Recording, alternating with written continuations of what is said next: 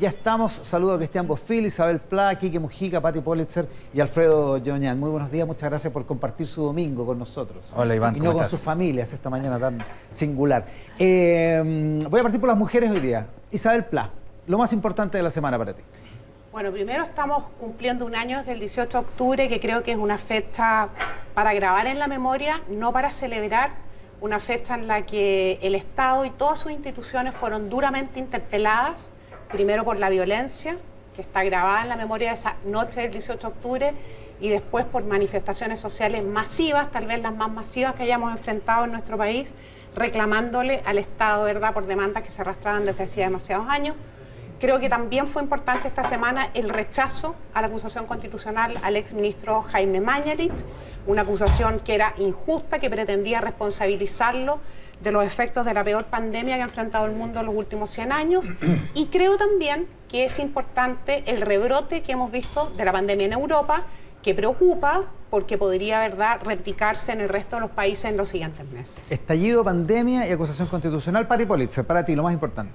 Bueno, sin duda lo más importante es el primer aniversario del 18 de octubre y el plebiscito que está a puertas. El próximo domingo estaremos, supongo, hablando de sus resultados ya.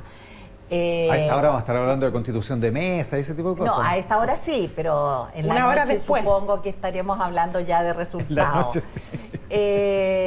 Pero yo no quisiera dejar pasar un tema que me parece muy preocupante, que es el hackeo al gobierno digital y el robo, entre comillas, de las claves únicas. A mi juicio, el gobierno tuvo un pésimo manejo frente a esta situación. Nadie está libre de hackeo y todo el mundo lo sabe, pero otra cosa es cómo se reacciona.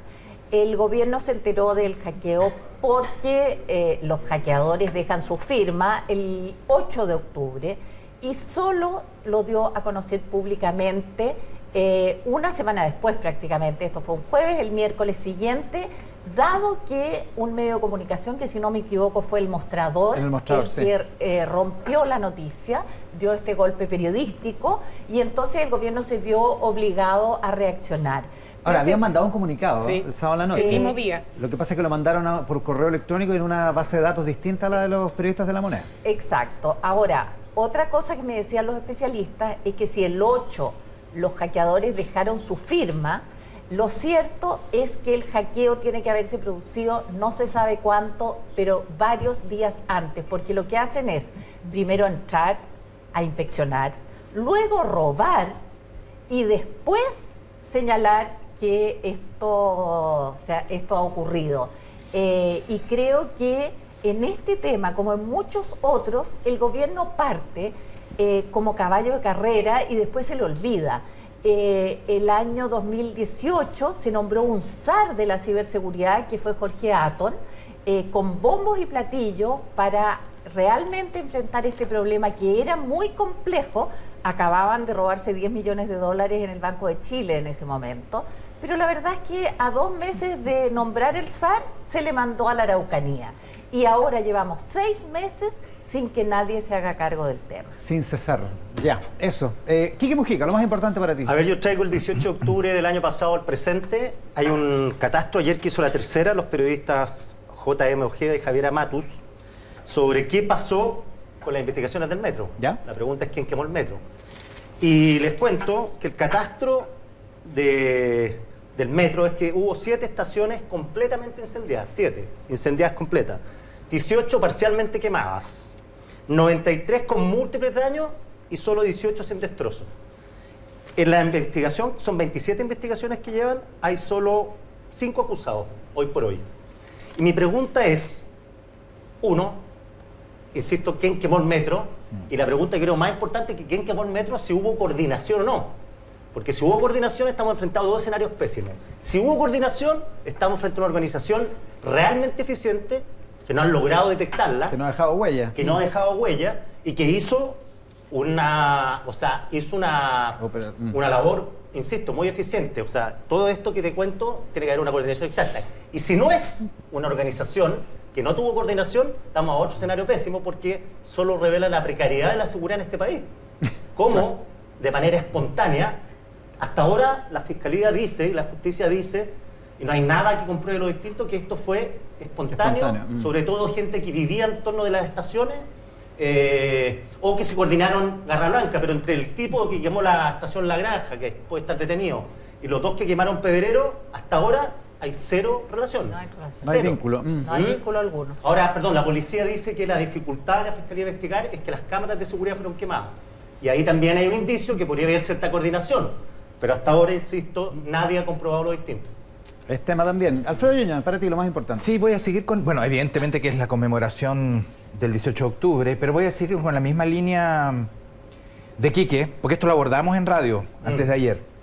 Y hay más información desde entonces. En primer lugar, que por fin se cae, o se cayó a pedazos, ese delirio en el cual había caído incluso el presidente Piñera, de que en todo lo que ocurrió en el metro y demás, no solamente hubo alienígenas, sino que hubo invasión extranjera.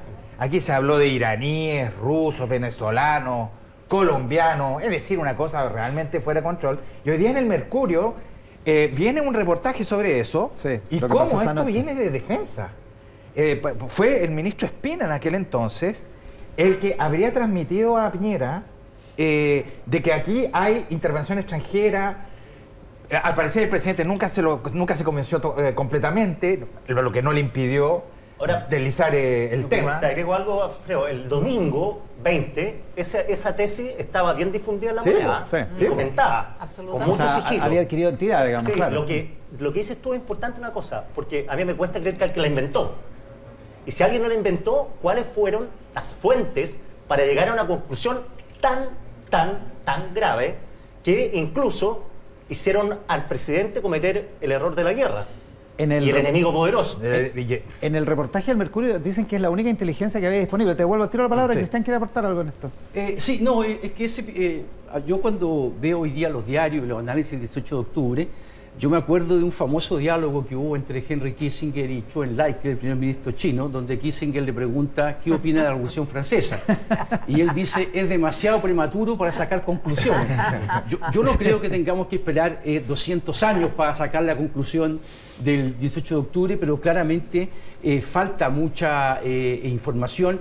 Creo que lo que ustedes están hablando es parte de eso. Hay muchas cosas que todavía no sabemos. En el caso, por ejemplo, que hablan del presidente, lo que ocurrió cuando él salió a decir que había una guerra, yo creo que él cometió el error que a veces se comete mucho, que uno recibe una información o que cree que es una información y sale inmediatamente. Él estaba en una reunión antes En Centeno. con gente de defensa, ¿sí? Sí. Y le dieron esa información y en vez de Ponderarla. esperar un poco más, salió a hablar como... Ahora, yo tengo la Espérate, impresión... déjame devolverle a Alfredo para que termine. disculpa. Es que esa parte estamos. Sí, Alfredo. no, esa era... bueno, yo creo que vamos a volver sobre esto porque es fascinante, porque aquí esto está lleno de ángulos muertos. Así a mí tampoco me cierra todavía la quema del metro, pero para que me cierre no necesito apelar a agentes extranjeros para explicar algo que se debiese explicar domésticamente.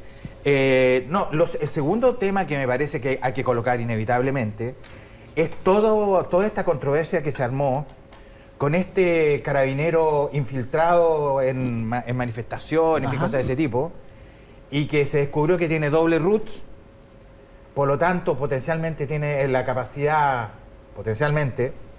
de votar 2 veces, lo cual es mala cosa, digamos, porque... Pero supongo que el CERVEL se hará cargo, Alfredo. bueno, es que el de- CERVEL de tiene aquello. que saber, no teníamos, digamos. es decir, Bueno, o sea, pero ahora no ya hay sabe. manera de... O sea, afortunadamente no saben, porque se trata de una operación de inteligencia, digamos. La ley de inteligencia que no se sepa. Que está perfectamente legal a todo Claro. esto, ¿eh? O sea, Y frente a está esto- autorizado por la ley, A digamos. ver, así pero es. yo no sé si está autorizado por la ley. Yo lo que entiendo es que está tú- autorizado por la ley. Que tú utilices la identidad de otra persona. No lo sé. Yo me imagino que está autorizado por la ley Es que yo no tú sé si la tengas identidad de otra ident- persona. Hay Pero una- ¿cómo? hay una- Pero si hay un... Pero no está, de- eso no es Hay una información tesis, oficial, Pati, todavía hay sobre una eso. tesis Sí. que no es información oficial y como dice la Patricia, efectivamente en nuestra legislación está contemplado Que el registro agente civil puede- encubierto exacto. con Sí. una identidad paralela que por supuesto no está autorizado, por ejemplo, para votar. Evidentemente, Sin pero, duda. pero la gente... Pensaba ser agente encubierto, básicamente. Obviamente eso sería Pero un tampoco delito, puede eso sería ser un una delito y tendría que identidad ser de otra juzgado por Ya ese uno, hablen de delito. uno, hablen de uno. Pero no, evidentemente no puede ser la identidad de otra persona. Imagínate, Bueno, sale el pero hay Quique un joven- de gente encubierto. Hay Hay dos un Quique joven Mujica, no en puede alto ser. Po. hospicio que tiene el mismo nombre y que se le perdió casualmente el RUT el carnet de identidad cuando lo tomaron preso. Bueno, algunos vendían identidad, no sé si hicimos un reportaje en el Tele 13, que vendían identidades de muertos a inmigrantes. Había toda una No te mafia. puedo creer. Pero Mira el claro. capitalismo cómo funciona. Oye, pero en Ya, todo caso, terminemos en todo lo que caso, vaya, Cristian. en todo caso, este episodio Se me estaba refleja salvando. algo que tú decías, Quique, ¿ah? Lo precario que es la seguridad en Chile, porque este tipo, a este carabinero, lo descubren porque fue un docu-reality. Claro. Y ahí se revela. Un docu-reality de Canal 13. Y de Canal 3, pero es que yo realmente... Estaba un cabro viendo la tele y dicen que van a Una repetir señora. el docu-reality, mira, y dice, oye, mira, el Lucho está allá. Y el Lucho era carabinero. No, realmente, yo creo que Bien urgente... inteligentes, ¿ah? Ok. Es un episodio curioso, Cristian, para ti, No, lo más y importante. siguiendo un poco en ese tema, yo creo que de las pocas conclusiones que podemos decir con certeza de lo que pasó el 18 de octubre es que demostró que la inteligencia en Chile estaba fallando. Nadie predijo... escasa, digamos. Exactamente. Ahora, obviamente que esto del carabinero infiltrado parece algo chaplinesco, en realidad, pero la inteligencia tiene que tener infiltrado. Eso en cualquier parte del mundo, digamos. Yo creo que una cosa es obviamente que el episodio despierte muchas dudas, pero tiene que haber servicios de inteligencia que puedan tener información. Si no, lo del 18 de octubre, digamos, se va a seguir repitiendo, no el episodio en sí, pero muestra que tenemos fallas de seguridad Cristian, muy importantes. Cristian, pero yo creo que sin duda la inteligencia requiere poder infiltrar grupos criminales, ¿ya? En el sentido más amplio de la palabra. Pero no sé si parte de eso es organizar y motivar Sí, pues ese es el la problema. acción delictual, Claro. que es lo que se ve Por de los por eso audios de dije que este esto es carabinero un episodio infiltrado. un poco chaplinesco. Ahora, perdón, pero que yo pido la palabra. Es que es más que deslegitima- chaplinesco. Como quieras, pero no deslegitima el hecho de que tiene que haber una inteligencia. De que la herramienta se y dentro- necesita, Y digamos. dentro de la inteligencia, la infiltración Pero es hay que una hacerlo herramienta esencial. inteligentemente. La Isabel Pla está viendo la palabra. No, pero mira, yo creo que uno de las conclusiones del 18 de octubre, a partir del 18 de octubre, es no solamente la fragilidad de la democracia, justamente por la inseguridad de la seguridad. Dos, que no estábamos preparados para enfrentar una situación de esa naturaleza, no teníamos un sistema de inteligencia. De hecho, en una nota en un diario hoy día se dice que el sistema de inteligencia, la agencia de inteligencia, no había entregado ninguna información hasta ese entonces. Por eso es importante que se apruebe la reforma al sistema de inteligencia que está en curso. Pero hay algo bien importante. Me parece muy bien que se escrute bien de qué se trata el agente encubierto, etcétera. Pero no podemos perder de vista que es un agente encubierto que está trabajando en una situación que afecta a una comisaría en Peñalolén que ha tenido 160 ataques en un año, ¿verdad? 160 ataques duros, con bombas molotov, hiriendo carabineros, hiriendo eventualmente a personas que viven alrededor. Y lo importante y lo central es que el Estado tenga herramientas justamente para investigar ese tipo de situaciones y para prevenirlas. Quique. Oye, con la precariedad de la seguridad hay otro tema que también lo abordan los diarios hoy día, y no sé si usted tiene más información, pero yo había reporteado esto antes, más cercano a octubre, de también la precariedad en torno de la moneda. O sea, hay un diario, no me acuerdo cuál, que dice que hubo una sonada de personas que llegaron hasta el último anillo de seguridad. Claro, hasta el A mí primer me anillo, informaron claro. de Carabineros un tiempo atrás que por lo menos había habido por lo menos 3 intentos de llegar a la moneda, 3 intentos organizados también. Y ahí uno piensa que a diferencia del metro ahí puede haber más coordinación, ¿ah? O sea, uno veía las protestas cuando uno iba a las marchas, o sea, a mirar, o cuando veía las cámaras de seguridad, había tipos que organizaban esto, se notaban, o sea, pero, insisto, saco lo del metro, que es distinto, De hecho- pero te digo que si en algún momento corrió riesgo la seguridad en la moneda, esa historia todavía no se ha contado definitivamente. De hecho, no sé si es en Exante o en la tercera. Tengo la Exante duda. dijo No, que- yo, sí. Exante.cl, aprovecho a hacerle un poco de Haga publicidad la publicidad nomás. al nuevo medio digital. Saco la bolera. Nosotros, Felicitaciones, publicamos- Cristian, entre ¿Qué? paréntesis, muy buen medio. Muchas gracias. Ex-ante.cl para que hagamos la publicidad completa. Se agradece. Lo que nosotros tenemos entendido que ocurrió fue lo que tú dices, que el anillo de seguridad, pero nunca hubo un peligro real. Y de Nunca hecho, hubo vulneración de ese anillo. no hubo vulneración. Y de hecho, al principio del 18, poco después, digamos, del estallido, el comandante en jefe del ejército lo que Eso hizo era. es que puso en alerta al comando Lautaro. al comando Lautaro, que es la unidad de élite del ejército que tiene sede en Peldehue, y están en permanente alerta con helicópteros por si pasa algo en La Moneda para rescatar. Ahora sería, eso no ha ocurrido, digamos, Oye, pero a propósito- obviamente hay un dispositivo de seguridad para eso. Y a propósito de helicópteros, me parece que el Mercurio es el que cuenta un diálogo que se da en La Moneda con dirigentes políticos de Chile Vamos, donde algunos insisten en que el problema es social y no de seguridad. Y entonces el presidente dice, pero si desigualdad y también en Argentina, mire cómo está. Y Francisco Undurraga, ahora vicepresidente de la Cámara, aparentemente habría dicho, ya que menciona Argentina, en ese país hubo que sacar al presidente En helicóptero. Es un diálogo áspero, Oye, pero entiendo, fíjate entre que- un parlamentario de Eso gobierno fue y lo un que se presidente. instaló desde el Exacto. día 1 de un sector que ponía todo el foco en la violencia, otro sector todo un foco en las demandas sociales, y yo creo que hasta el día de hoy está Sí. esa dicotomía. Halcones y Paloma, Ha ¿no? habido Quique? muy poca autocrítica respecto de eso. Yo te digo que yo fui el domingo a esa famosa reunión que difundieron, que eran de los directores de medios de comunicación, que supuestamente fuimos a La Moneda a que nos pautearan, y básicamente Sí, claro. uno siempre va a La Moneda estos con Bachelet, se iban los incendios, todo, para el presidente y sus ministros den información de lo que estaba pasando. Yo fui y de verdad no me sentía seguro en La Moneda, porque los manifestantes ahora, domingo en la mañana, Imagínate el resto. claro, domingo, no en la mañana, fue domingo después del Mesa Central. Claro, Que fue el domingo como a la hora del almuerzo, Claro. sí me acuerdo, sí. Estaban todos los directores de medios y los manifestantes pasaban por fuera de La Moneda, gritando todo Por tipo la de Alameda. cosas, por la Alameda, y los carabineros tenían que salir, detenerlos, pero venían asonados. O sea, yo decía, aquí se ponen 200 de acuerdo, y había hartos carabineros, pero igual uno miraba con preocupación. Entonces, me imagino la presión que había ahí, en ese tira y afloja de los manifestantes con carabineros, porque piensa que el límite tenían límite puesto, entiendo que por Portugal y por Santa Rosa. O sea, Santa ahí Rosa. se iban cerrando los anillos de seguridad, pero ya pasado Santa Rosa, chuta. Bueno, Alfredo. ya que estamos en estas cosas de las tras bambalinas, digamos, de la política, fíjate que el jueves o viernes pasado, lancé el libro del senador Jaime Quintana. Este que está acá. ¿Va a Claro. estar el senador Quintana en un rato más? Ya, ¿eh? lo lancé con el senador Coloma y con Valentina Quiroga. Es un libro, realmente lo recomiendo, es entretenidísimo. Es muy Porque entretenido. ahí ustedes ven, primero, la cantidad de reuniones, diálogos, conversaciones formales e informales que tuvieron lugar, pero de una manera vertiginosa, para tratar de salir de alguna forma del problema en el cual el país había caído. Es realmente alucinante. Y ahí Jaime Quintana cuenta, por ejemplo, que el 20 de octubre tenía que estar en La Moneda a las 14:25. El domingo. Que es el domingo. El domingo. Claro, domingo 20. Para dar una... Él era presidente del Senado, Jaime Quintana, en la época. Para dar una conferencia de prensa con el presidente Piñera. Bueno, pero Jaime Quintana estaba en su región.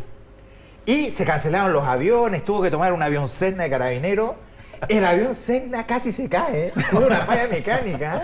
Aterriza en Rancagua. No te En puedo Rancagua hay un helicóptero que lo espera, lo lleva a La Moneda, aterriza en el techo. Oye, realmente. Bueno, y hay una parte en donde el senador Coloma, cuando le conté, se rió, digamos. El senador Coloma, en esa noche dramática que del 15 de noviembre, Claro. el senador Coloma dice a un momento dado: déjenos respirar, por favor. Es bueno ese cuento, sí. Es muy bueno. Porque Yo realmente lo recomiendo. Estaban dándole a la UDI con todo. Exactamente, Pati. Claro. No, la verdad es que yo quisiera señalar que no podemos separar lo ocurrido el 18 de octubre de lo ocurrido el 25 de octubre, que fue la gran Así marcha es. con unos 2 millones de personas en todo Chile, digamos, Claro. que salió a manifestarse. Creo que son las dos cosas juntas las que nos tienen hoy día a una semana del plebiscito, de iniciar este proceso constituyente. Y lo otro que quisiera destacar es el balance lapidario que hizo esta semana el director del Instituto de Derechos Humanos, porque ponemos mucho el foco en una violencia de un grupo de manifestantes que además, mientras más uno habla con la gente del propio gobierno, reconocen que son grupos minoritarios. Y la verdad es que el balance de Mico en relación a violaciones a los derechos humanos en los primeros 5 meses de esto, es decir, desde el 18 de octubre al 18 de marzo, cuando ya comienza la pandemia, es lapidario. Hay 2.540 querellas por violaciones a los derechos humanos en estos 5 meses, 3.200, más de 3.200 víctimas, y hay solo 31 querellas formalizadas en este tiempo y 72 funcionarios o funcionarias formalizadas.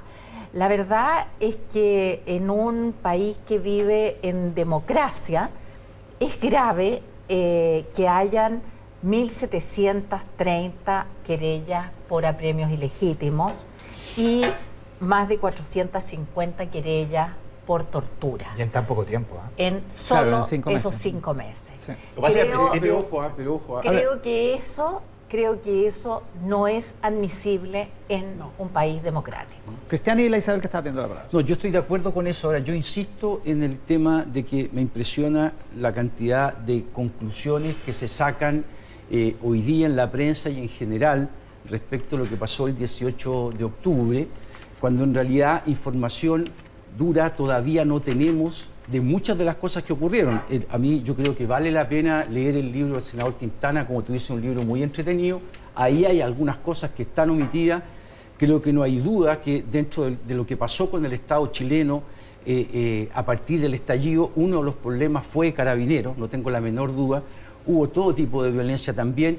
Creo también que de todas esas querellas, que sin duda responden a hechos reales, vamos a ver cuántas al final de verdad se traducen en condenas. No hay que olvidar también de que hubo mucha denuncia falsa y que al final del día aquí todo el mundo tuvo agenda. En el caso de Carabineros está claro, digamos, las fallas que tuvo, pero aquí también hubo grupos que buscaron deslegitimar completamente el uso de la fuerza legítima del Estado. No estoy hablando de violación de derechos humanos que son inadmisibles, pero aquí hubo una agenda, digamos, que cualquier tipo de forma de restablecer el orden público pasó a ser satanizada también. Yo creo que de verdad es un poco prematuro sacar tantas conclusiones. Sí, pero Cristian, hay un punto que a mí me parece francamente desproporcionado.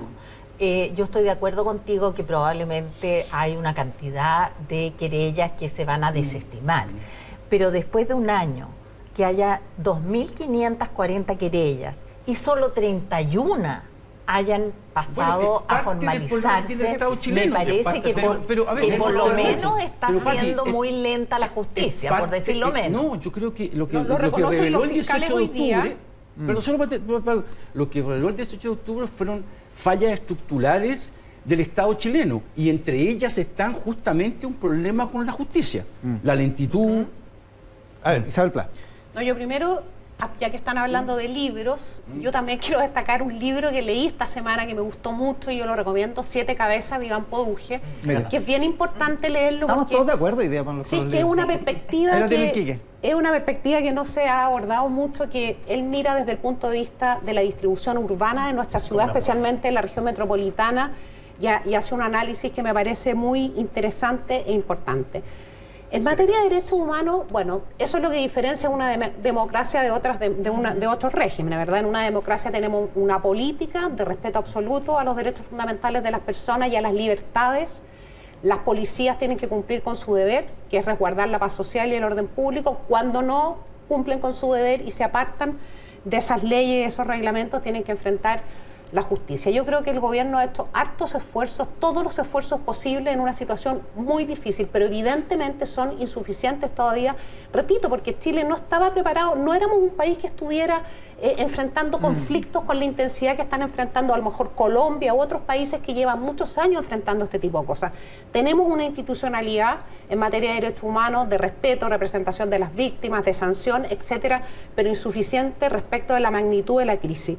Me parece muy importante cómo los mismos fiscales hoy día, en un diario, creo que en el Mercurio, reconocen que efectivamente había una lentitud para poder hacer imputaciones, formalizaciones primero y después imputaciones de delitos. Es verdad que hay una disparidad muy grande entre el número de querellas el número de formalizaciones, o sea, cuando se formaliza una querella y después las personas que han sido imputadas por esos delitos, y es muy importante eso resolverlo, porque también, no solamente las víctimas, sino que todo el país necesita verdad y justicia. Hay un tema ahí con eso, con la oposición tiene una mirada. El Quique y después... Sí, no, yo quería resaltar la idea de precariedad, porque va en relación a lo que yo decía el metro, va en relación también con las querellas contra los responsables de los atentados a los derechos humanos, o sea, todo lento, pero fíjate de ciertas cosas de precariedad. Tú estás presente, ¿te acuerdas, Iván, que debe haber sido el segundo día después del viernes, o si no el sábado, que un diputado que no vamos a decir el nombre dio por hecho, y nos mostró en su teléfono, dio por hecho una serie de videos que le estaban llegando, pero por hecho, o sea, mira lo que están haciendo, pero mira. Después comprobamos que el 90% de los videos que nos mostró eran de Rumania, de Hungría. Claro, entonces, uno por ese lado. Dos, acuérdense de Quilicura, que inventaron que había un centro de tortura en un mall. El alcalde, al día siguiente lo quemaron. El alcalde se asustó, se hizo eco de esta acusación. Bueno, las hordas llegaron y quemaron el supermercado. Después me contaba un empresario que, claro, el alcalde después les dijo, sorry, pero me confundí. Oye, pues si un juez que fue irresponsable dijo que había un centro de tortura de carabineros en la Plaza Italia. O sea, si un juez se da ese lujo, imagínate. Y lo otro, si le pregunto la precariedad, por lo menos tengo 3 empresas que me han confirmado que para tener fuerzas de seguridad tuvieron que ponerse con comillas en algunos casos. Estaban entregados. Para tener custodia de fuerza, claro, de la fuerza pública. Alguna empresa tuvieron que entregarle el casino. O sea, para que pudieran comer ahí las fuerzas de seguridad, porque lo que dice la Isabel, ¿no? O sea, nos pilló totalmente la precariedad. Me recuerdo a este señor que le llegó el fax del Choa y no sabía hablar inglés. ¿Ah? El que le llegó el fax de Estados Unidos. Que no sabía. Del Choa. O sea, ese terremoto reveló una cierta precariedad, que no éramos un país clase A. Alfredo. Pero miren, en todo tiempo y lugar, estas cosas son normales. En grandes cataclismos sociales, hasta en revoluciones, empieza a recorrer en la población mitos, leyendas, rumores que expresan grandes miedos del momento.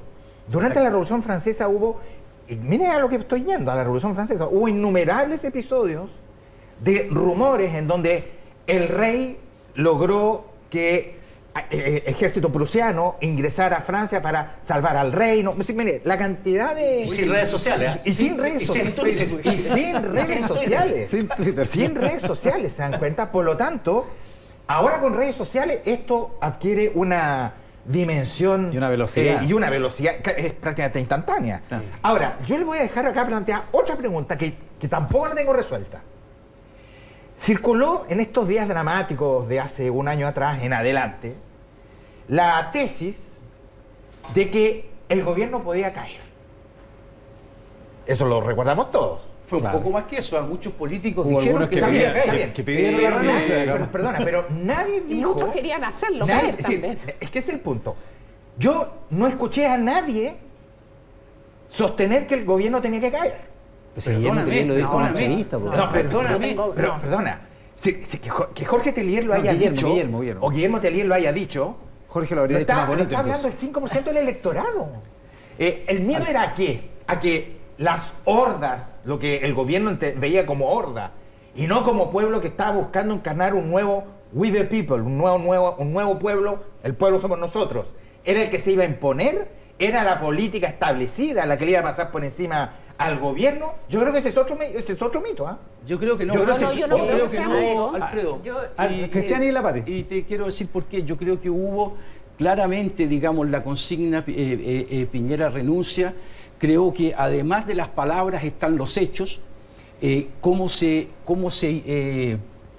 no se tomó en cuenta el nivel de violencia. Yo creo que la oposición en una parte se asustó mucho y la otra vio una oportunidad para votar a Piñera. Y yo creo que el hecho de que en la Cámara de Diputados la acusación constitucional, que tú me vas a decir, claro, es una herramienta legítima dentro del orden institucional, pero que la oposición se haya unido en torno a una acusación constitucional contra el presidente, se haya perdido por 6 votos, a mi modo de ver, muestra una motivación, digamos, de interrumpir el mandato del gobierno antes. Tú me vas a decir, eso es la forma legal, sí. Eso fue una parte. La otra parte yo creo que fue estimular bastante eso en las protestas. Ya, y la Isabel y la Pati que está yo mira, ahora. dos cosas complementando lo que han dicho todos en este panel. Primero, sí, comparto con la Patricia que hay una primera cara que es la cara de la manifestación social. A mí me impresionó. Creo que esa manifestación, esa marcha del 25 de octubre es histórica, pacífica. Segundo, una cara que es la cara de la violencia.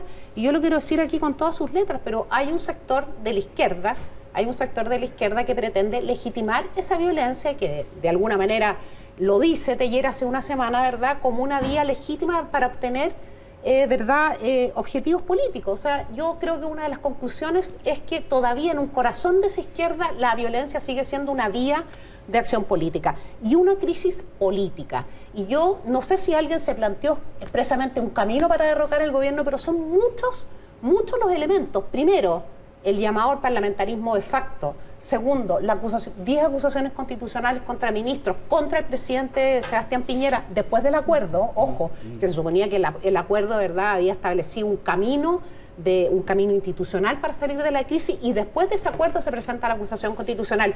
Y lo dice también ex ante, ¿verdad?, la decisión de intervenir la agenda del gobierno. Entonces, yo creo que, no sé si alguien se sentó a decir hoy día va a caer el gobierno de Sebastián Piñera, pero hay una transgresión a una norma esencial en democracia, que es reconocer la legitimidad de un gobierno elegido por una mayoría para gobernar durante 4 años. Pati.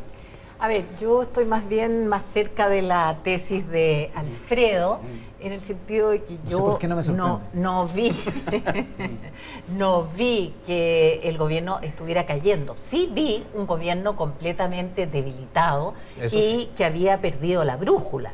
Ahora, a mí me sorprende cuando dicen que el presidente Piñera va a pasar a la historia por haber optado por la democracia, porque la verdad es que yo creo que la democracia nunca estuvo en peligro como se le muestra.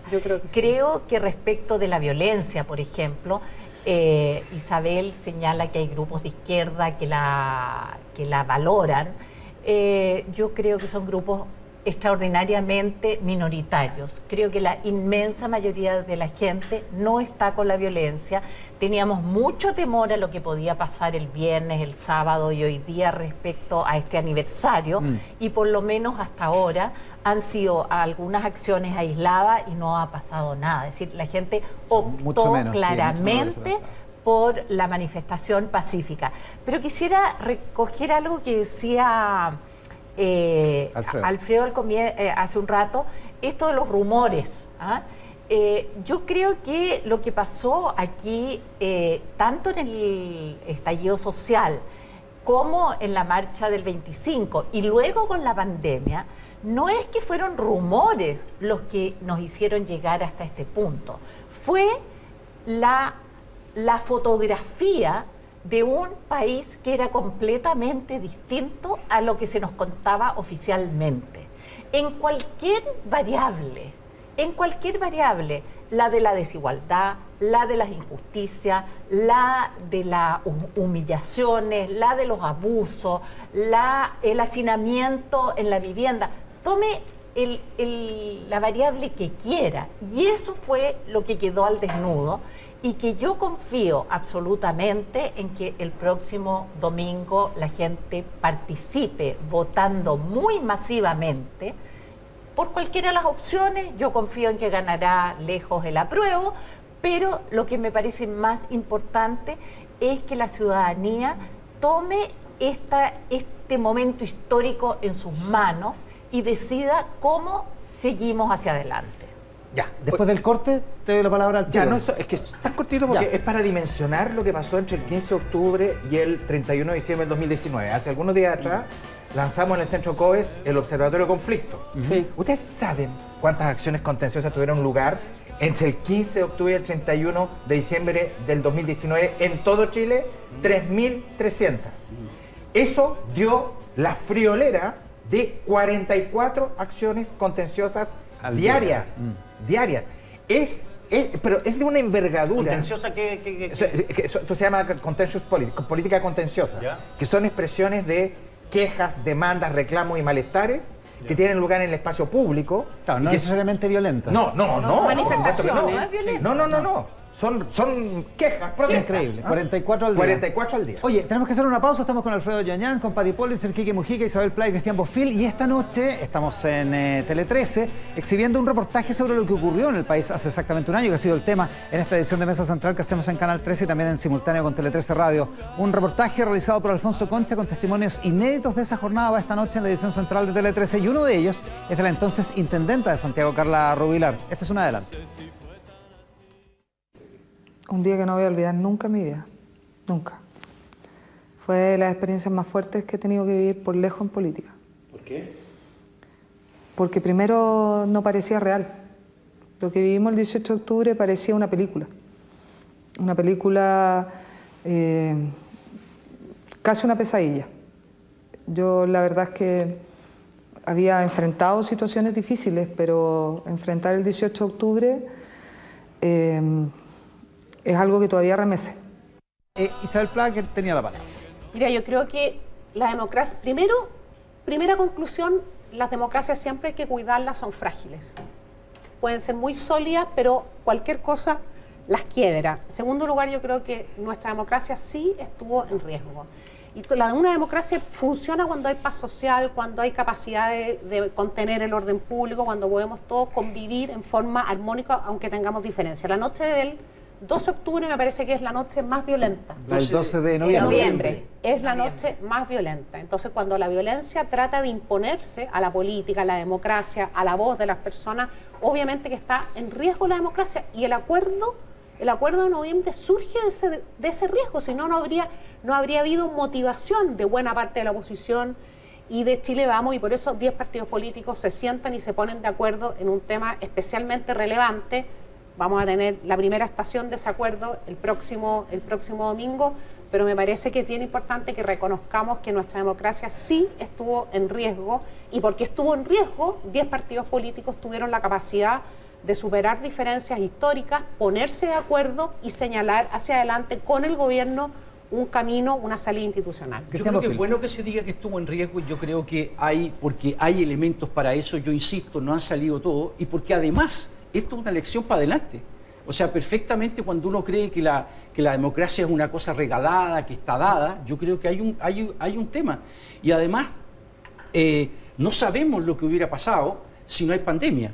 No estoy diciendo que la pandemia fue una cosa buena, ni mucho menos, pero el diseño original era un plebiscito el 25 de abril y habían grupos que el 26 de abril querían salir a la calle a que terminara el gobierno, y otros grupos que querían terminarlo por la vía de parlamentarismo de facto. No estoy satanizando a nadie. Lo que estoy diciendo primero es que no tenemos todos los elementos de lo que pasó el 18 de octubre, han salido algunos. Pero, ¿qué es esto de que el 26 de abril se hubiese habido plebiscito?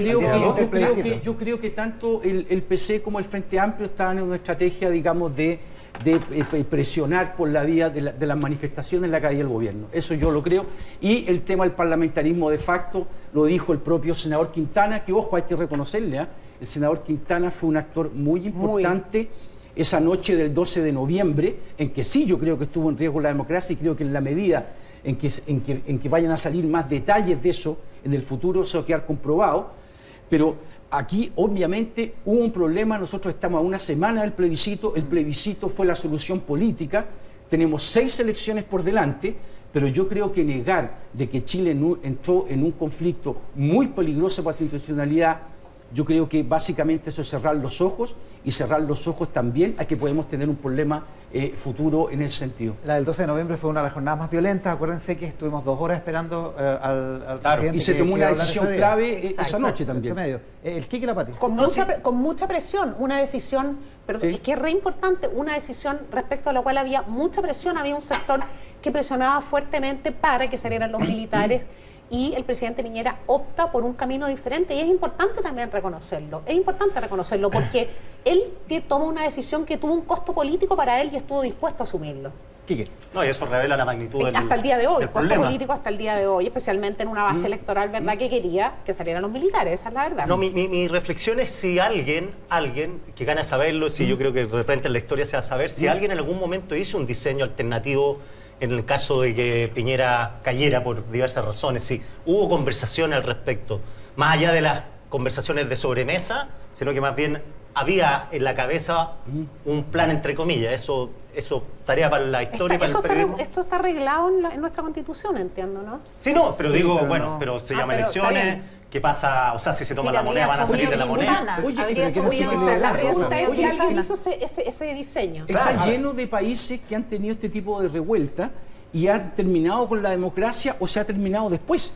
O sea, aquí el Caracazo del 98 en Venezuela, cuando estaba electo el gobierno uy, se me va el nombre. Carlos El Andrés anterior, ah. Carlos Andrés Pérez. Carlos Andrés Pérez. Ahí hubo una crisis y esa crisis terminó desembocando en Chávez, digamos, 5 o 6 años Argentina. después. No, y la otra pregunta es que... Argentina. Bueno, la pregunta base de esto, ¿por qué fue el 18 de octubre? Pregunta. Y la siguiente reflexión que también queda para la historia y para el periodismo es si esto hubiera pasado sí o sí.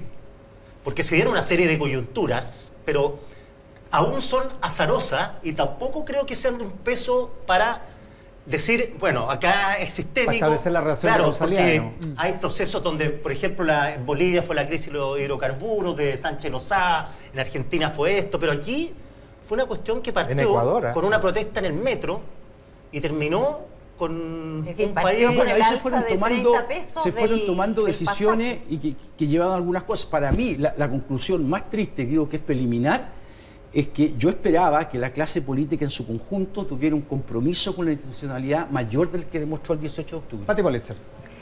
No, lo que yo creo que Cristian y la Isabel le atribuyen una gran importancia a lo que hicieron los dirigentes de oposición en este tema. Y los de gobierno también. Y yo creo que lo relevante fue la presión ciudadana, juntando, como digo, los hechos violentos con la masividad de las protestas y lo que decía Alfredo, de la queja frente a las más diversas instituciones del Estado que no dan respuesta a sus problemas.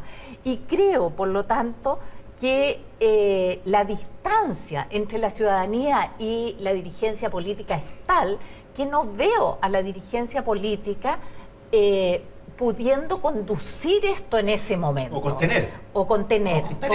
Perdón, el 15 Entonces, yo de creo noviembre, el 15 de noviembre la clase efectivamente- política termine la contuvo. Pati. Entonces creo que efectivamente, si hubo algún riesgo para nuestra democracia, fue la expresión popular, la rebelión de la gente, del malestar del que tanto se habla. Y creo que efectivamente la clase política reaccionó dándole una conducción Eso es, justamente. el 15 de noviembre y reaccionó con tal profundidad que el oficialismo, la derecha, estuvo dispuesta a conceder ni más ni menos que la Constitución.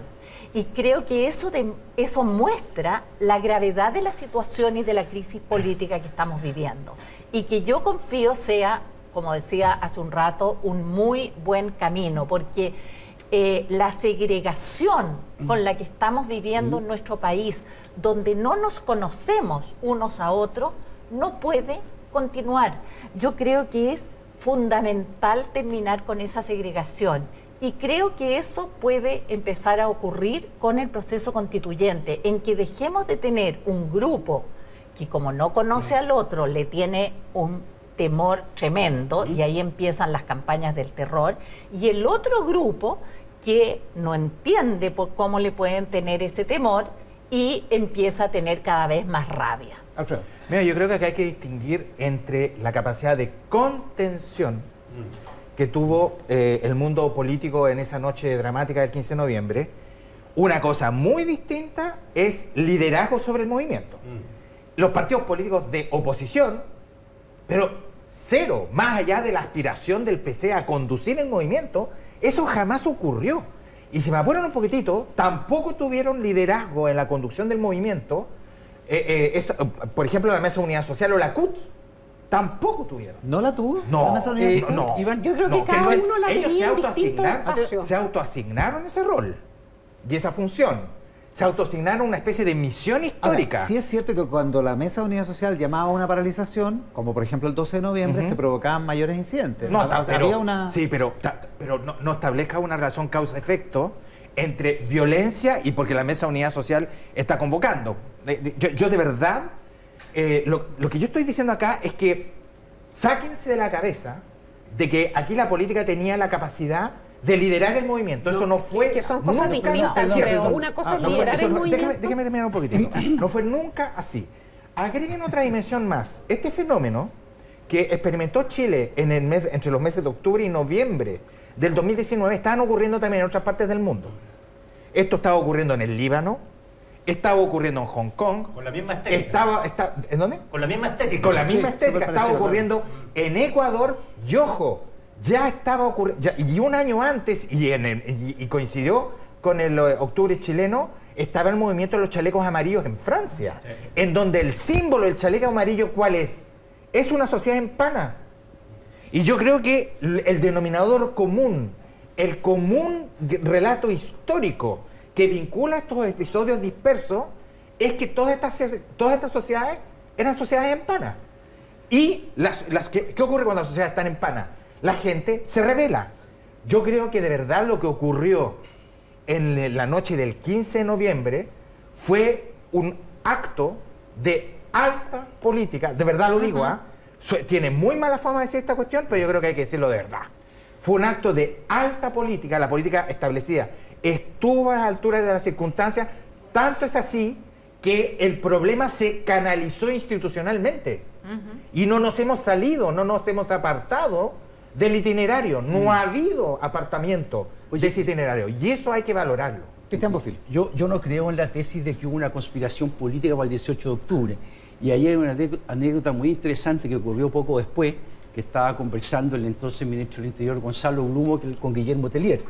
Y le insinuó un poco que podría ser así. Tellier le dijo, mire, si hubiéramos sido nosotros, usted no estaría sentado ahí, porque nosotros también nos tomó de sorpresa. Está bien, eso está bien. Pero otra cosa es si la clase política y cómo reaccionó frente a eso.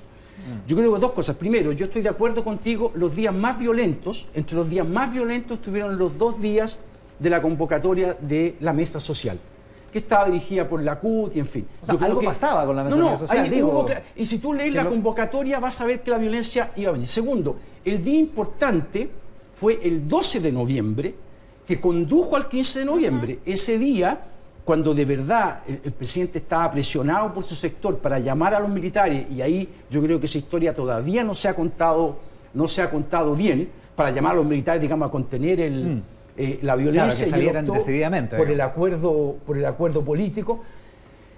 La clase política sí tuvo incidencia en cómo esto terminó encausado para bien y para mal. Para mal, cuando cerraron los ojos para la violencia, cuando algunos la estimularon, y para bien cuando la encausaron. Por lo demás, no tiene mucho sentido decir que la clase política no tiene incidencia en lo que ocurrió y después elogiar a la clase política porque el 15 de noviembre llega un acuerdo.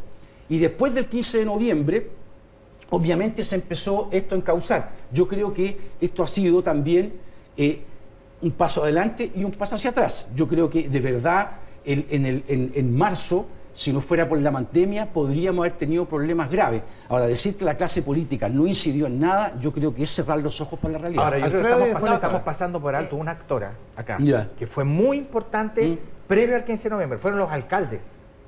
Los alcaldes, transversalmente, empezaron a organizar, a amenazar en primer lugar, con organizar un plebiscito desde abajo. Desde abajo. Yo me acuerdo porque De además... hecho, tenían hasta la fecha. Fue 5 y 6 de diciembre, creo que fue. exacto, ¿Ah? sí. Fueron a pedir ayuda a Cervel. Es decir, se movieron N. Y transversal, ¿ah? Pero completamente transversal. En ese momento era presidente de la Asociación Chilena de Municipalidades, el alcalde Germán Codina de Puente Alto. de Puente Pero Alto. eso muestra que los Pero líderes yo los vi a políticos todos inciden, juntos. Alfredo. Pero eso muestra que los líderes políticos sí incidieron en el rumbo. Pero por supuesto, A ver, pero en la qué bueno, salida. oye, En qué la bueno, salida, bueno, ¿no? Pero En la yo salida. creo que es distinta Y en la la agudización contención. también. Pati. Es distinta la contención que haber liderado esto. Leonardo. No estoy diciendo eso, estoy diciendo que su comportamiento complaciente con la violencia, y algunos vieron la oportunidad de que el gobierno cayera, y por el lado del oficialismo, que cerraron los ojos a todas las demandas y concentrándose todo en la violencia, yo creo que eso incidió mucho en las cosas que pasaron en las semanas posteriores al 18 de octubre. Oye, mira, aquí hay hartos temas en los que yo creo que estamos bastante de acuerdo y algunas diferencias. Primero, efectivamente, el 2019, de hecho, creo que es el año con más movilizaciones en el mundo, con más movilizaciones sociales en el mundo, en Europa, por distintas razones, pero todas relacionadas de alguna manera con la distancia de un sector de la ciudadanía, con la modernidad, con el progreso. Y lo que pasó en Chile, yo creo, a partir del 18 de octubre fue eso, fue la paradoja máxima de un país que había progresado como nunca en su historia, en todo sentido, y al mismo tiempo un malestar social que se fue incubando con mucha profundidad en los últimos años, y una frustración frente a una democracia, una política, instituciones y frente a un Estado que no quería ver ese malestar, y por lo tanto, por temas muy puntuales, pensiones, Senami, seguridad, costo de la salud, etcétera, y se demoró demasiado en darle respuesta de largo plazo. No estamos diciendo, de hecho, ningún sector político capitalizó esa crisis. Yo creo todo lo contrario. Toda la política completa, desde, no quiero nombrar partidos porque los instalo en parte, pero desde la derecha hasta la izquierda, la política, ¿verdad?, fue interpelada por la ciudadanía. Pero sí, como dice Cristian, y en eso yo no estoy de acuerdo contigo, Alfredo, los políticos, los presidentes de los partidos políticos, los parlamentarios, especialmente las autoridades, presidentes del Senado, de la Cámara, tienen no la posibilidad, sino la obligación también de cumplir con el deber constitucional de resguardar la democracia, que sí estuvo en riesgo. Yo creo que mucha gente de la oposición no pensó que la violencia podía llegar al nivel que llegó el 12 de noviembre. Y dijo, bueno, veamos, ¿verdad?, de alguna manera compliquemos, intervengamos en la agenda del gobierno, como dijo Teller, compliquemos al gobierno, saquémoslo al pizarrón, y no se dieron cuenta que demorando la respuesta institucional llegamos a un 12 de noviembre en donde verdaderamente el país completo estuvo en riesgo para empezar nuestra democracia. Y tampoco nos olvidemos que esta fue una crisis que ha tenido costos enormes, gigantescos para miles de personas hasta el día de hoy.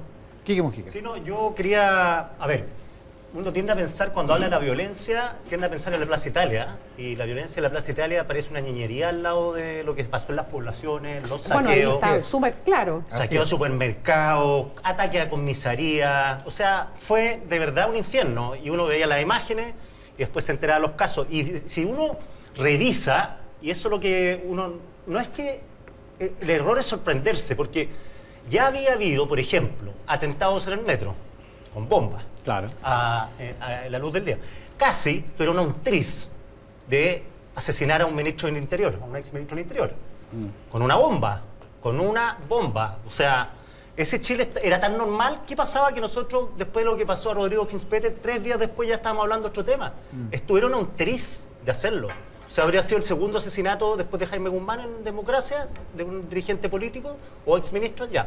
Entonces, si uno revisa la quema de iglesia, el Instituto Nacional, el metro, lo cuenta muy bien Iván Puduj en su libro, había sido vandalizado una y otra vez.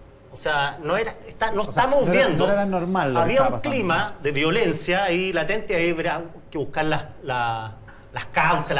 Yo no soy capo para eso, pero sí, si uno constata, uno hace una lista, por lo menos había una lista de 45, 40, que la tengo, la estaba buscando, no la encontré, 40 sucesos que uno, si los ve en contexto y los une, dice, chuta, esta cuestión era más o menos grave. O sea, recuerde que habían barricadas casi todos los días, quemas de Transantiago, poblaciones tomadas. Y en todo Chile, no solamente en Santiago. Claro, 600.000 personas que viven al margen del Estado, bandas de narcotráfico. Entonces, al final, claro, si uno busca lo sistémico, bueno, ahí se empiezan a conjugar y empieza la constelación de los astros. Pati Politzer. Sí, yo creo que es muy importante lo que dice el Quique, de que nos concentramos en la violencia de la Plaza Italia y se nos olvida todo lo que pasó en las poblaciones. Y creo que eso es de la esencia de este país, en que hay un país pequeñito de la élite y un gran país que la élite no quiere ver. Esta semana la municipalidad de La Pintana sufrió un baleo.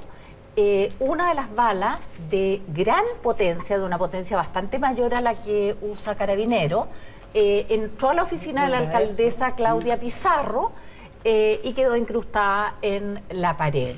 La verdad es que yo no he visto ni un escándalo político ni mediático al respecto, y me pregunto qué hubiera pasado si en vez de entrar esta bala a la oficina de la alcaldesa Claudia Pizarro hubiera entrado a la oficina del alcalde Lavín o de la alcaldesa Matei. Sí, estaríamos habría un escándalo colectivo. Monumental, estaríamos hablando de un amedrentamiento inaceptable, estaríamos hablando de un intento de atentado, en fin.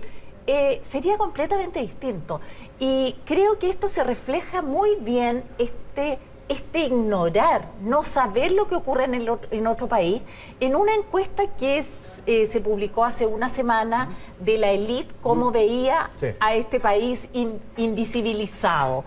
Fíjate que la gente creía que el 25% de los chilenos vive con menos de 160.000 pesos per cápita. La verdad es que vive con 160.000 pesos per cápita el 77% de los chilenos. En claro, un y esta es una país, encuesta para líderes de opinión. exacto, son líderes de opinión, directores de empresa, que imaginan cómo es el país de la gente que trabaja con ellos, la gente que vive en otras comunas. No, los que tienen tarjeta VIP. Y la verdad es que creen en una clase media y en un grupo de gente pobre que no existe. Son mucho más pobres, la clase media es mucho más pequeña y las diferencias son dramáticas. Bueno, por el eso próximo domingo nos tenemos que ir. El próximo domingo todos contamos lo mismo, porque todos votamos y nuestro voto vale igual que el del lado. Así que ahí vamos a estar ese domingo en la noche con este panel reforzado además, comentando los aconteceres de ese 25 de octubre. Alfredo Ñoñán, Pati Politzer, Quique Mujica, Isabel Pla, Cristian Bofil, muchas gracias por esta mañana de domingo. Buen domingo y cuídense mucho para ir a votar el próximo domingo. Acá en el estudio de Mesa Central, la diputada y presidenta de Revolución Democrática, digo bien, Catalina Pérez, ¿cómo está, diputada? Muy bien, ¿y tú, Iván? ¿Todo Muy bien? bien, muchas gracias por estar acá. Me alegro mucho. Y en vía telemática van a aparecer el senador Francisco Chaguán, la senadora Van Selbergue, el senador Jaime Quintana, que están cada uno desde sus respectivas casas, de sus respectivas regiones, conectados. Muchísimas gracias por estar con nosotros hoy día. Gracias a ustedes. La idea es que comentemos, ustedes cuatro son protagonistas del acuerdo del 15 de noviembre, que es un efecto indesmentible de lo que estamos conmemorando hoy, que es el estallido social del 18 de octubre.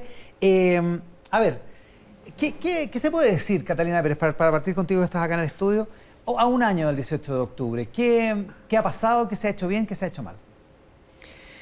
Yo creo que hoy día en Chile, y lo digo esto con harto pesar, las condiciones materiales de la gente no han cambiado mucho. Más aún, yo creo que la precariedad con que vive gran parte de la población se ha acentuado a propósito de una pandemia. Tenemos una pandemia que fue enfrentada con un modelo que muchos creemos no da abasto, un modelo profundamente injusto, un modelo que hace que el 80% de las pensiones en nuestro país esté por debajo del sueldo mínimo, que hoy día hayan 400.000 personas que dependen de camiones aljibe para tener acceso al agua y poder lavarse las manos en plena pandemia.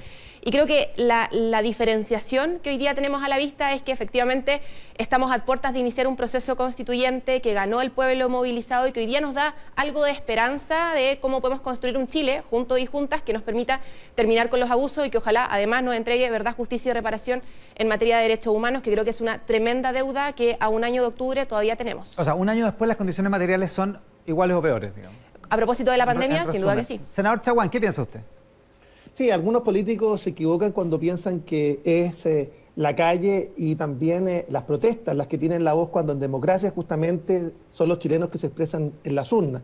Y también es mucho más grave cuando algunos políticos también tienen una actitud ambivalente para condenar la violencia y que sin lugar a duda ha corrido el cerco. Yo quiero en particular felicitar el acuerdo y la madurez política que se tuvo el 15 de noviembre, que permitió canalizar una crisis institucional de envergadura y que nos permitió justamente hoy día tenernos a pocos días de que los chilenos se puedan expresar en las urnas el próximo 25 de octubre. Y ahí tuvo un rol muy importante Jaime Quintana como presidente del Senado, que logró también canalizar también el esfuerzo de todos los sectores políticos moderados. Lamentar que el Frente Amplio, en su mayoría, y también el Partido Comunista, se restó de este acuerdo y que hoy día, particularmente este último, el Partido Comunista, ha tenido una actitud particularmente ambivalente respecto de la condena a la violencia. Senador Quintana, usted decía ayer en una entrevista en El Mercurio, me parece que era, que usted criticaba al gobierno por lo que ha pasado en este año y dice que la acción del gobierno no ha permitido mejorar, o algo parecido a lo que dice Catalina Pérez, que no ha permitido mejorar las condiciones, que básicamente las condiciones de este 18 de octubre son iguales a las del año pasado. Sí, Iván, a mí lo que me llama la atención es la enorme similitud que hay entre lo que estamos conmemorando hoy día y lo que estaba pasando en Chile el año pasado. Y no digo solo en la calle, porque no hay ninguna manifestación que se compare a la manifestación más grande de la historia, el 25 de octubre, ni tampoco respecto de hechos de violencia. Me refiero al clima, me refiero al descontento de la ciudadanía. Entonces, si tú sacas el proceso constituyente que ya está en curso, la pregunta es ¿con qué te queda? No hay una respuesta al tema pensiones, a pesar de que nosotros en enero le presentamos una propuesta muy completa de todo el arco opositor al gobierno y finalmente no ha querido hacerlo. Entonces, cuando uno hoy día revisa, Iván, a propósito de lo que tú señalas, todos los reportajes sobre el 18 de octubre, lo que dejan de manifiesto es la absoluta desconexión del gobierno, la incapacidad de comprender las causas que subyacen en este estallido. Y es por esas razones que no, en alguna parte se frenó la agenda social, y eso yo sigo sin encontrar respuesta. Senadora Fanny Selberg, ¿qué piensa de esa crítica que hace el senador Quintana?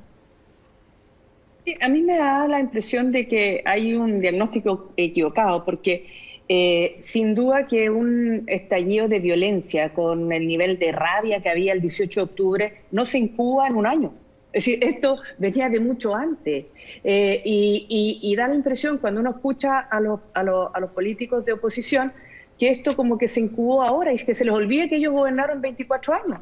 Que acá los problemas son de larga data y tratan de apuntar con el dedo para poder, me da la impresión a mí, deslindar un poco responsabilidades. Yo creo que acá, efectivamente, este país progresó muchísimo con el esfuerzo de todos los últimos 30 años, pero nos quedó una deuda pendiente que nadie, y en esto yo soy primer periodo parlamentaria, por lo tanto era alcaldesa antes, pero yo creo que en general la sociedad completa no percibió esta rabia que se estaba incubando. Y eso es culpa de todos, no es culpa del gobierno, porque de verdad que cuando uno escucha estos diagnósticos medio apocalípticos, pareciera que la oposición no, es decir, es blanca y inmaculada. Oye, perdón, gobernaron más de 24 años y no se dieron cuenta tampoco y no hicieron nada. Entonces, creo que acá lo peor de todo lo que ha pasado, porque yo creo que el 18 de octubre, gracias a Dios, se mantuvo el Estado de Derecho, pero yo creo que estuvo bastante cerca de que se perdiera, porque con esos niveles de violencia, de verdad que si no se hubiera frenado, probablemente hubiéramos tenido un Estado de Derecho que se hubiera resquebrajado bastante. Entonces, pero se validó la violencia como elemento político lícito. Es cosa de ver que, es decir, ¿cómo es posible que salga un parlamentario, no una persona cualquiera, un parlamentario validando la violencia como herramienta política? ¿Cómo es posible? Es decir, ¿cómo es posible de que es decir, que todavía haya una especie de silencio cómplice frente a las manifestaciones que rompen, que dañan, que agreden? Si todo eso está mal la violencia venga de donde venga. Y en un Estado de Derecho, porque yo me imagino que ninguno de los que está acá duda de que Chile es un Estado de Derecho, porque si no estamos en problemas. En un Estado de Derecho, porque la excusa que se da, no, es que Carabineros actúa con fuerza. Cuando hay violencia, Carabineros tiene que usar fuerza legítima. Y si esa fuerza legítima es excesiva, bueno, en un Estado de Derecho se entregan los antecedentes a los tribunales. Y es lo que ha pasado en Chile y es lo que ha hecho el gobierno. Entregar los antecedentes a tribunales para que se investigue. Catalina Pérez pasa de largo con lo de gobernar 24 años, pero ha sido aludida 2 veces la izquierda del Frente Amplio por el tema de la violencia, Catalina. A ver, o sea, yo espero que no se estén refiriendo al Frente Amplio, porque yo no sé cuántas veces el Frente Amplio tiene que decir que condena la violencia para efectos de que se queden tranquilos con lo que parece ser el centro del problema para ellos. A mí lo que me preocupa es que parece que algunas violencias no más molestan. Pues molesta la violencia, que además no sabemos de dónde viene cuando conocemos que hay carabineros infiltrados en la Hormiga, validados por este gobierno, pero molesta esa violencia y no molesta la violencia estructural. O sea, aquí hay una violencia sistémica, estructural, que tiene a nuestra gente viviendo por debajo de la línea de la pobreza. Hay violencia estructural cuando se infiltran organizaciones sociales. Hay violencia estructural cuando tenemos el problema de pensiones a la que se refería el senador Quintana.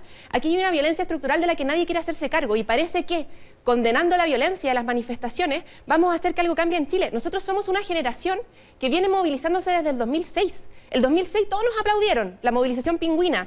Perfecto, chiquillos, bacán, se movilizaron. Terminamos con una LGE, con toda la política, celebrando con las manos arriba y nos quedamos con la sensación de que no cambió nada. Nos volvimos a movilizar el 2011.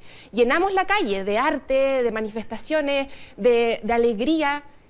¿Qué ganamos? Y hoy día, esta es la manifestación que ese Chile que no han querido escuchar por tanto tiempo apela. Parece que si no le temen a la calle no la respetan. Y yo creo que ahí hay un problema esencial del cómo concebimos la democracia y la capacidad de la gente de incidir en la toma de decisiones. Y yo espero que a un año del 18 de octubre entendamos que los límites de esa democracia pactada que nos gobernó durante los últimos 30 años ya no soporta más y por tanto abramos un proceso democrático donde el poder se redistribuye en Chile, económico y democrático. ¿Qué piensa, senador Chaguán, de lo que dice la diputada Pérez? Sí, tal como lo advertimos en este libro que lanzamos en junio del año 2019, antes de la crisis de violencia, Chile tiene periodos cíclicos cada 40 años de crisis institucionales. Lo tuvimos con la Guerra de la Independencia, 40 años después con la batalla del Ircay, 40 años después con la Guerra Civil, 40 años después con el año 24 con la República Socialista Marmaduke-Grop y la Constitución del 25, 40 años después con la matanza del Seguro Obrero, 40 años después con el 73, 46 años después, justamente aquello, lo que vivimos en octubre del año recién pasado. Y nosotros sosteníamos que acá es necesario recomponer el pacto social. Es por eso que nosotros hemos hecho una propuesta de 15 contenidos básicos que debiera tener nuestro marco constitucional. Pero nosotros hemos dicho que es posible realizar los cambios sin un proceso de incertidumbre de 3 años. Que es este proceso constituyente. Y el llamado que hacemos básicamente es hacerse cargo. Yo también coincido que vivimos un país donde hay una alta concentración del poder político, económico y social. Tenemos un problema de equidad territorial. Las demandas que nosotros hemos planteado y muchas de estos 15 contenidos básicos constitucionales ya están de modificaciones a nuestra Carta Fundamental, están presentadas en el Parlamento, pero vemos poco foco de los ejecutivos de turno en los últimos 30 años en proceder justamente a esas modificaciones que dicen relación con mejorar y profundizar el proceso descentralizador o temas que dicen relación con el cambio del sistema político, con un sistema hiperpresidencialista que ya está agotado y que hay que avanzar a un semipresidencial con mayor contrapeso entre el Ejecutivo y el Legislativo y un mayor control ciudadano a la actividad política, o ser capaces de modernizar el Estado, o el reconocimiento constitucional de los pueblos originarios, que es un proyecto de nuestra autoría que está en la Comisión de Constitución hace 5 años sin trámite alguno, o temas que dicen relación fundamentalmente con terminar con la sensación de abuso con desprotección que existe en la sociedad chilena y que implica la necesidad de avanzar en un ombudsman o un defensor de los derechos del pueblo o fortalecer las organizaciones de consumidores. Por tanto, el llamado que nosotros hacemos es hacer los cambios ahora. No podemos esperar 3 años de incertidumbre después de una crisis económica y también sanitaria como la que estamos viviendo, que es la más profunda de los últimos 150 años, para finalmente esperar, además, un proceso de incertidumbre que de alguna manera está encauzado en este proceso constituyente. Ahora, yo soy de aquellos que defiende la institucionalización de la crisis que se hizo y el acuerdo, y será el 25 de octubre el que nosotros escucharemos al pueblo. Y ojo, una cosa es aquellos que se confunden con la voz de la calle. Mire, en democracia lo que importa es la voz de las urnas, la voz de aquellos que se pronuncian y por tanto nosotros hacemos un llamado. Aquí hay una participación masiva de los chilenos el próximo 25 de octubre para que en definitiva las decisiones que adopte el país se adopten con la mayor legitimidad posible. Y eso yo diría que es el tema de fondo. Senador Quintana, ¿le hace sentido lo que dice el senador Chaguán o le hace más sentido lo que dice Catalina Pérez respecto de la incapacidad del sistema de preocuparse efectivamente de las otras violencias que están presentes en la sociedad? O sea, tengo la tentación a compartir afirmaciones de ambos, porque Pancho describe bien lo que fue el proceso del año pasado, el rol que tuvo no solo la mesa del Senado, en general, la gran mayoría del Congreso, los senadores. Esta fue una decisión que nosotros tomamos de radical en el Congreso, me refiero al proceso constituyente, y hay un rol importantísimo de las comisiones de constitución, de todos los actores. Creo que lo peor hubiese sido, ¿no es cierto?, una mesa, un Senado, haciendo el cálculo pequeño y restándose al diálogo. Y por lo tanto había que condenar la violencia, lo que describe Pancho, lo que pasó a fines de noviembre, por ejemplo, fue una de las jornadas más violentas, y ahí estuvimos, y había que hacerlo, digamos, no podíamos tener otro rol. Pero dicho lo anterior, estallidos sociales están ocurriendo hoy día y van en todo el mundo, con distinta magnitud, con distintos niveles de violencia. Hay historiadores destacados en Chile que dicen que incluso la violencia en Chile es menor, insisto, siendo muy claro en la condena que hay que hacer, pero algunos creen que es mucho menor que lo que está ocurriendo en Europa, en fin. Lo que pasa es que hay distintos procedimientos policiales, hay otro concepto del orden público, naturalmente los derechos humanos, que no es una invención de la izquierda, es del mundo civilizado versus la barbarie. ¿Cuál es el problema de Chile? ¿Por qué es más agudo en algunas medidas esto, y por qué el descontento es tan alto? Bueno, porque tenemos dos cosas: un gobierno que llegó para extremar el modelo. No nos olvidemos que hace exactamente un año atrás se estaba planteando el control preventivo de identidad para los menores de 16 años. Si tú te vas un año antes, aula segura, con todas las consecuencias que eso generó en la juventud, si tú te vas incluso los días previos al estallido, con la evasión no parte el 18, parte antes. ¿Y cuál fue la respuesta del gobierno? La respuesta del gobierno del ministro Fontaine, bueno, que se levanten más temprano. Entonces, esa desconexión que hay de parte del Ejecutivo, de este gobierno, a mí me hace pensar que este es un gobierno bueno para gobernar el barrio Alto Santiago, pero malo para comprender las bases que subyacen el gran problema de inequidad que tiene Chile. Y eso, por lo tanto, es lo que nos hace distinto, el que tenemos una desigualdad tan grande y que lamentablemente muchos sectores, también empresariales, no han sabido ver. Digo, no todos, porque el año pasado también nos corresponde, y saben los senadores que nos acompañan, dialogamos con el mundo empresarial y había muchos que estaban dispuestos. Algunos grandes empresarios, estamos dispuestos a pagar la cuenta. ¿Cuánto cuesta esto? Bueno, el responsable de facturarle en el gobierno, y nunca se hizo. ¿Dónde está el responsable? Está en el segundo piso, está en los centros de estudio, está en Chile Vamos. Yo, francamente, a esta altura ando buscando esa pista. Senador Fuentes Albergue, el senador Quintana dice que el gobierno no ha pasado la factura y que el gobierno básicamente no ha hecho nada, y que al contrario, que quería extremar el modelo en su programa de gobierno. Mira, la verdad es que eso es lo mismo que uno escucha siempre, pero yo solo, por ejemplo, diría dos cosas. Yo creo que nadie puede desconocer que el país en los últimos 20, 30 años ha mejorado muchísimo. Yo conozco muchísimas personas que primera generación profesionales que hoy día tenían un estándar de vida muchísimo mejor que el de sus padres, que hoy día tenían la posibilidad de tener su casa propia, su auto, que incluso podían salir de vacaciones al extranjero, encalillado sí, pero era decisión de ellos poder aspirar a más de lo que sus padres habían aspirado. ¿Por qué? Porque tenían las oportunidades de hacerlo, porque habían podido desarrollarse. Que faltaba muchísimo, es cierto, pero seamos claros también y seamos ciertos, es decir, cuando acá no se trata de sacar los patines a uno, se trata de ponérselos a otros, como se solía decir. Y cuando se habla, por ejemplo, porque acá se tiran cosas al voleo, del aula segura, yo encuentro que no hay nada más discriminador, perdónenme que se los diga, que el aula insegura. Que cuando yo no tengo los recursos para poder llevar a mi chiquillo a un colegio particular, donde puede estudiar tranquilo, donde va a tener buena calidad de educación, y tengo que llevarlo a un colegio público donde llegan con molotov o donde hay violencia, a mí me parece que y no tengo posibilidad de optar porque no tengo los recursos para hacerlo, me parece que es una discriminación fuerte, y por lo tanto no se trata de sacar a los chiquillos que tienen problemas de personalidad o de adaptación y dejarlos botados, pero se trata de de darles un tratamiento especial, pero permitirle al resto de los cabros que son inteligentes, que quieren salir adelante, que quieren desarrollar sus talentos, la posibilidad de estudiar tranquilo. Eso era aula segura, y a eso la oposición se opuso como en muchas otras cosas. Y a mí no quiero dejar pasar, pero me llama la atención cuando hablan de esta violencia estructural.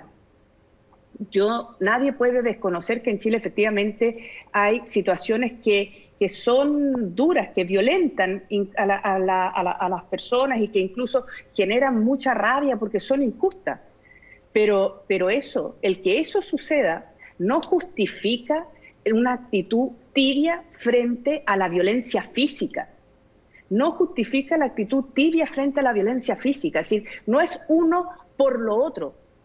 Hay que mejorar estas brechas de desigualdad que generan rabia, resentimiento en las personas, pero eso no puede justificar bajo ninguna circunstancia la permisividad que se ha visto frente a los actos de violencia en muchos sectores. Y esto se refleja además en hechos bien claros, en que no han avanzado leyes, po.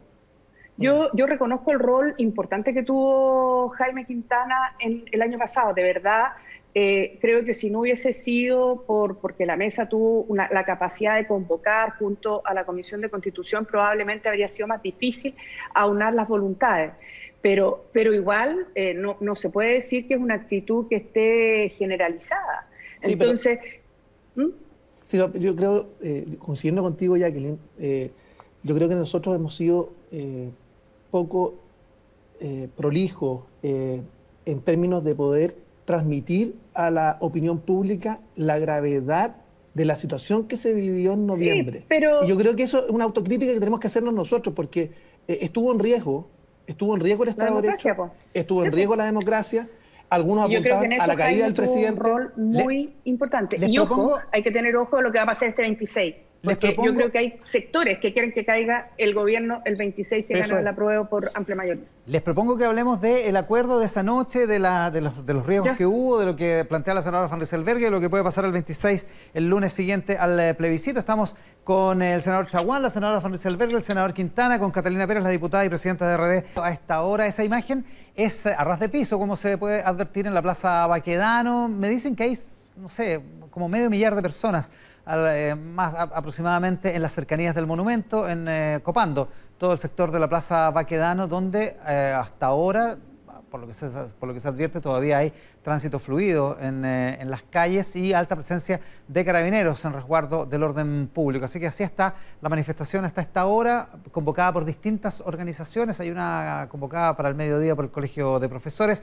En fin, es la situación que se está viviendo a esta hora en el centro de la ciudad de Santiago. Nosotros estamos acá en el estudio con la diputada Catalina Pérez y telemáticamente con el senador Francisco Chaguán, la senadora Jacqueline Van Rysselberghe y el senador Jaime Quintana. Y antes de los comerciales, la senadora Van Rysselberghe dice, insinúa que hay un plan, a ver si la interpreto bien, senadora, para el día siguiente del plebiscito, para el 26 de octubre, para tratar de derrocar al gobierno. ¿Cómo es el planteamiento?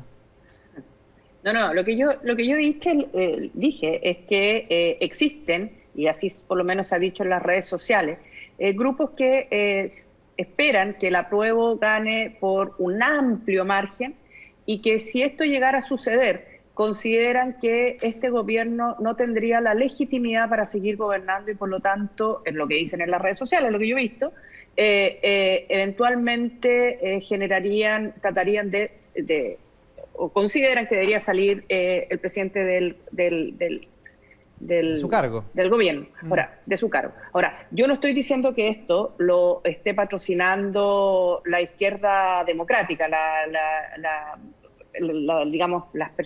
los partidos de oposición, pero sí creo que hay grupos anarquistas que usan y abusan de la violencia y que probablemente puedan usar esto como una excusa para aumentar la violencia. Eso es lo que se ha transmitido en las redes y es lo que ojalá todos los sectores políticos condenen transversalmente, porque ya sea que gane el apruebo o ya sea que gane el rechazo, porque ayer tuvimos una marcha muy importante también de gente del rechazo que eventualmente no quería salir de sus casas y fruto de lo que hemos visto están empezando a despertarse.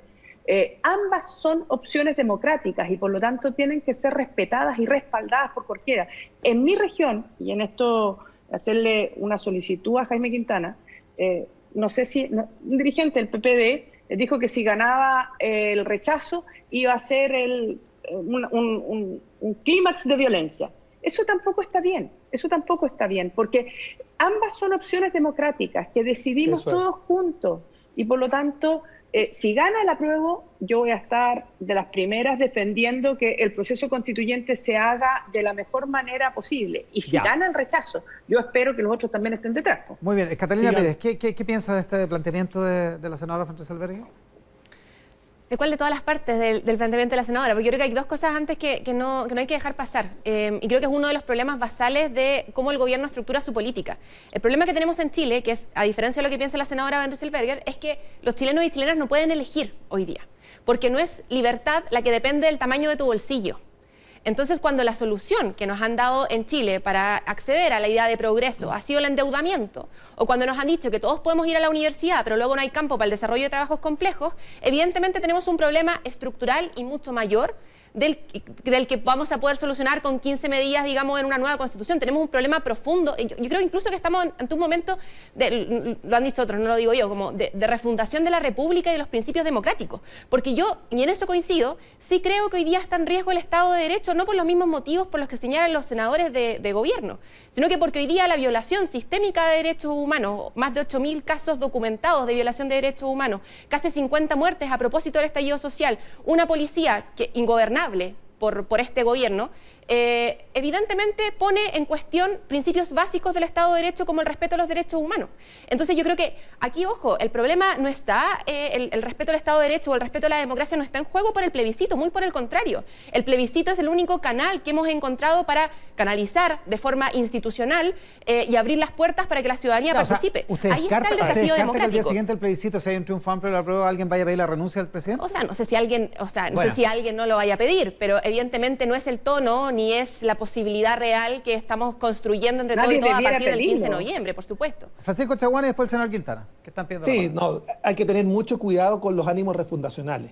Son justamente aquellos que quieren construir desde cero los que finalmente han terminado con crisis institucionales y con crisis de violencia. Yo, por el contrario, yo quiero hacer un emplazamiento amigable, fraterno a Jaime Quintana, a que la exconcertación no se avergüence de los 30 años que gobernó Chile y que fue determinante para disminuir las brechas, particularmente en materia de pobreza, que abrió el país, que fue capaz justamente de generar desarrollo. Por supuesto que hay muchos elementos y muchas deudas pendientes del país. Todavía los temas que hacen relación con la inmoral distribución del ingreso o los temas de equidad territorial, pero ciertamente acá lo peor que puede ocurrir es que la izquierda democrática, la centroizquierda, finalmente se avergüence de sus propios gobiernos democráticos y finalmente le entreguen la iniciativa a la bancada del 1%. Yo diría que es el tema central y de fondo, primero. Y segundo, yo quiero insistir, acá tenemos que poner en valor que acá hubo un grupo de partidos del Frente Amplio y también el Partido Comunista que, a diferencia de la izquierda democrática, la izquierda moderada, canalizó e institucionalizó el descontento a través de un plebiscito que lo vamos a tener el próximo 25 de octubre.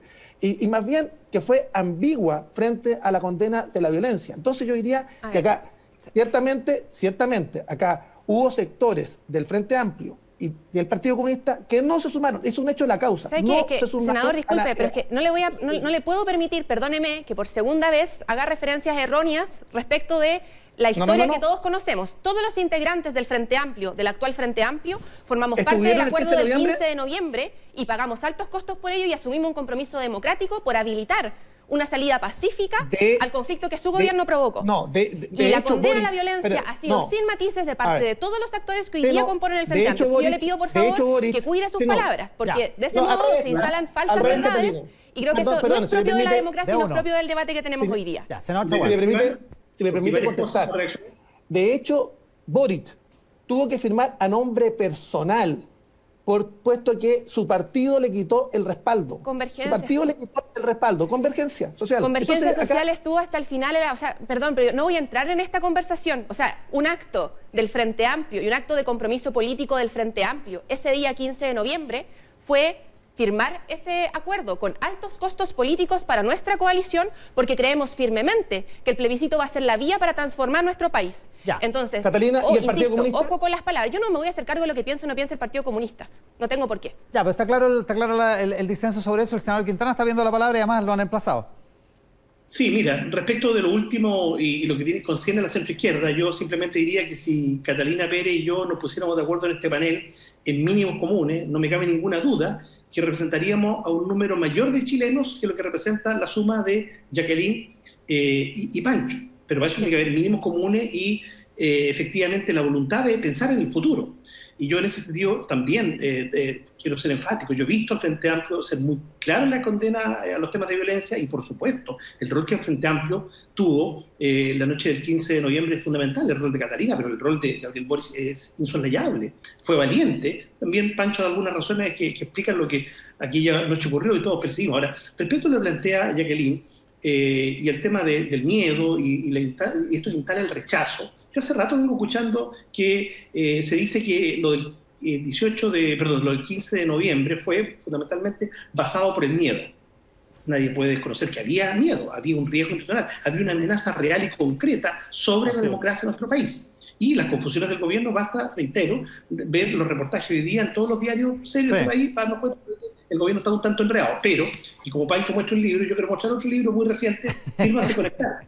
No nos olvidemos de esta foto. La foto del 25 de octubre. De octubre, o sea, 1.200.000 personas marchando a Santiago y otro tanto en regiones. Y le dicen a estos señores, oiga, ubíquense, conéctense. También al gobierno, por supuesto, que perdió la conexión hace ya mucho rato. Entonces, yo creo que hoy día debemos concentrarnos nosotros de frente en lo que viene en este proceso constituyente en adelante. Y esto de usar el miedo como un recurso cada cierto tiempo me parece pésimo. Lo último que quiero decir, a propósito de una entrevista que leí hoy día a Andrea Alamán, que Alamán intenta, como canciller, explicar cuáles van a ser las consecuencias para la derecha según sea el resultado uno y otro. A mí me cuesta entender, francamente, cómo una derecha, en el momento de definición más importante de los últimos 30 años, esto es para la historia, que la enfrenta dividido. Yo creo que en los del apruebo de derecha no hay una genuina convicción. Creo que de alguna manera Longueira devela esto, hay una cosa táctica, que estemos aquí porque si no va a regir la Constitución del 80. Eso lo dejo completamente desacreditado en el libro. No rige la Constitución del 80 en aquello que no haya acuerdo. ¿Por qué? Porque para eso está el plebiscito ratificatorio de la ciudadanía. Y lo último, he leído también a algunos inversionistas estos días y con razón, preocupados por el riesgo, la baja del riesgo país. Es preocupante, pero es igualmente preocupante y hace el mismo daño a Chile las violaciones a los derechos humanos documentadas y que están hoy día en todo el mundo, porque eso en el mundo moderno, civilizado, no es tolerado. Por eso que tenemos que hacer con la policía algo más que una modernización. El senador Jaime Quintana, el senador Francisco Chaguán, la senadora Van Rysselberghe, la diputada Catalina Pérez. Se nos acabó el tiempo de esta conversación, pero Iván, sí, cortísimo. ¿me permite hacer un llamado? Sí, pero, un Pancho, llamado. déjame a mí porque no. Espérate, un llamado a nuestros electores. Si me permite, un llamado a nuestros electores. Acá había una verdadera campaña de desinformación, particularmente llamando a anular en la segunda papeleta. Yo les quiero pedir a los electores de la centro derecha a votar por la convención mixta constitucional, que sin lugar a dudas no solamente es una solución republicana para encauzar el proceso si que gana la prueba, sino que además nos ofrece un mayor equilibrio desde el punto de vista de las fuerzas políticas. 15 segundos, senador Van Rysselberghe. Ya. Sí, no, muy corto, solo en tema de derechos humanos. La verdad es que acá yo creo que el gobierno ha sido claro en entregar cada vez que ha habido dudas en torno al uso de la fuerza, los antecedentes a los tribunales y es lo que corresponde. Por lo tanto, decir aquí que hay una violación sistemática de los derechos humanos no se ajusta a la realidad.